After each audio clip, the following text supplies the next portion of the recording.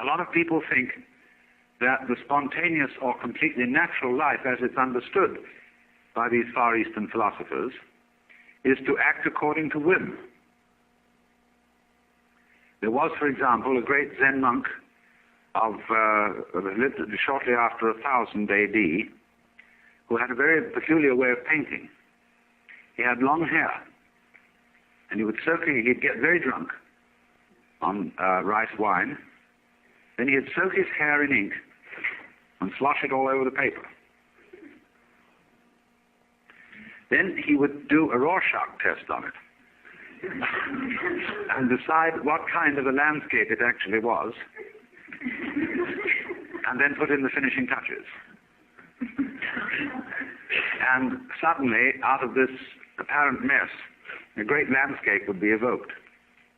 But the whole art of the thing lay in putting in the finishing touches. And also, there's a very curious thing. If a person who is untrained in painting makes a mess with a brush, it's liable to be just a mess. Whereas if a person who has the feeling of painting in them for a long time, and they make a mess with a brush or just do anything, it looks interesting. And that's why if you try to copy the best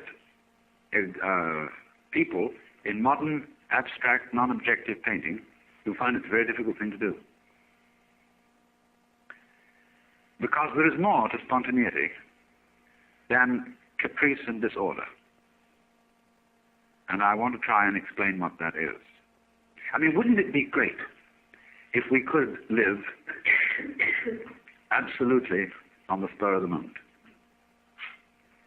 Not make any particular plans, not feel that, well, you might make plans because you could make plans spontaneously, but not to worry about whether you had made the right decision, whether you were being good or bad, selfish or unselfish, and not to hesitate in anything, you see.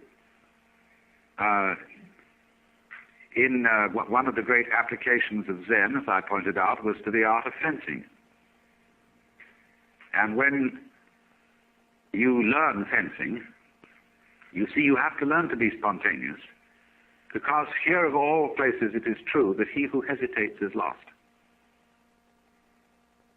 If you're engaged in combat, you see, and you stop to think what sort of a defense or attack you ought to make, the enemy has got you. So the way they teach people spontaneity in fencing is very interesting. When you start into fencing school, you of course live with the teacher. He has a kind of ashram. But you're given a janitorial job. You clean up, you wash dishes, you put bedding away and things like that. But while you're going about your daily business, the master surprises you with a practice sword, which is made of 4 strips of bamboo, rather loosely tied together. And he hits you with this, surprisingly and suddenly, from nowhere. And you are expected to defend yourself with anything available. With the bedding, with the broom, with the pots and pans, just anything, defend. But the poor student never knows when the attack is coming, or what direction it's coming from, and he begins to get tense. And he begins to go around everywhere on sort of alert, you see, watching which direction it's coming from. And as he goes down a certain passage, feeling that the master is probably lurking around that corner, and he's all set to go for him, and he gets that practice sword, he suddenly gets hit from behind. So eventually, he gives up. There's absolutely no way of preparing for the attack. And so he just wanders around and feeling, well, if it hits, it's going to hit me. And then he's ready to begin fencing. Because if you prepare for an attack from a specific direction, and it comes from some other direction, you have to withdraw from the direction in which you had expected it and send your energy in another direction, and that takes time. So what you do is, you go around with a mind of no expectation. That is called mushin, or munen. This is a very important Zen expression. Mushin, it almost means an empty mind. You could also call it no heart, because the character shin means both heart and mind, but it isn't quite the same as our word heartless, as we use it, and it isn't the same as the word mindless as we use it, meaning stupid. To be in the state of mushin is to have a mind like a mirror. And of this, the Taoist sage Zhuangzi said, the perfect man employs his mind as a mirror. It grasps nothing, it refuses nothing, it receives but does not keep. And when anything comes in front of the mirror, it reflects it instantly. The mirror doesn't wait to reflect it. They also say, when the moon rises, all bodies of water instantly reflect the moon. I mean, they don't bother with physics about the speed of light or anything like that. It's irrelevant. Or they say, when you clap your hands, the sound issues immediately. It doesn't stop to consider whether it will issue.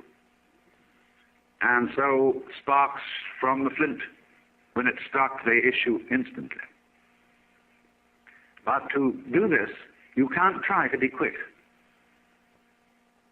See, if a Zen master corners you with a funny situation, and he puts you in a quandary, expecting spontaneous action from you, don't try to hurry.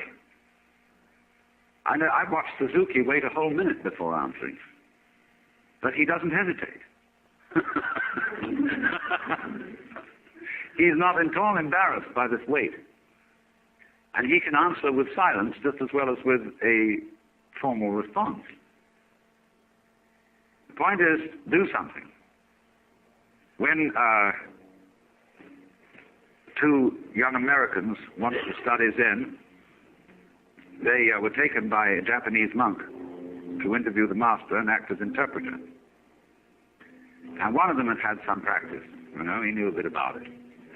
And so after they'd had tea together and just discussed formalities, the master said in a very easy way, well, what do you gentlemen know about Zen? And one of these students threw his fan, which he hadn't unfolded, the fan was still folded up, he threw it straight at the master's face. The master slightly moved to one side, and the fan went and went right through the paper wall. And the master laughed like a child. Huh? Well, that's the sort of game they get in. Once the master was going around through the forest with a group of students, and he picked up a tree branch. You know, just as one might pick up a tree branch, and suddenly he turned to one of his students and said, what is it? And he hesitated, so he hit it with the branch. And so another student was there, and he turned to him quickly. He said, what is it? He said, give it to me, I want to see it. I'll tell you. So the master tossed the branch to him, and he took it and hit the branch.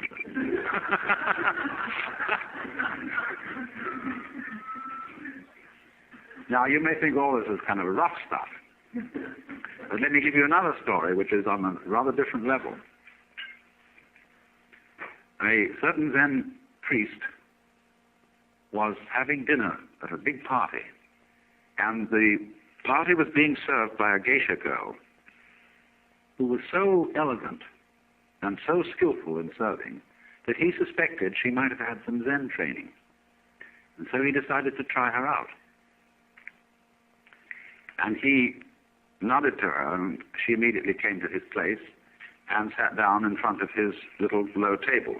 See, everybody would be seated, probably, in front of low tables all around the room, and the geisha servants and people move up and down in the middle. And so she came down and sat down in front of him and bowed, and he said, I would like to give you a present. And she said, I would be most honored. Now, on the table, there are hibachi, which are little braziers with hot charcoal in. And you move the charcoal around with iron chopsticks. He took a piece of charcoal out in iron chopsticks and offered it to her.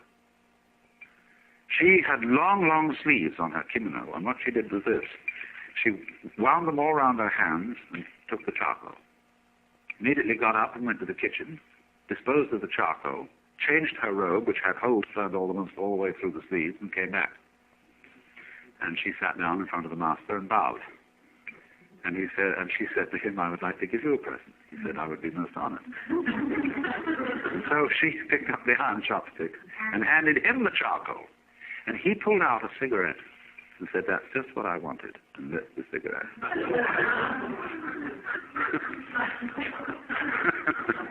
Now, here's the lesson.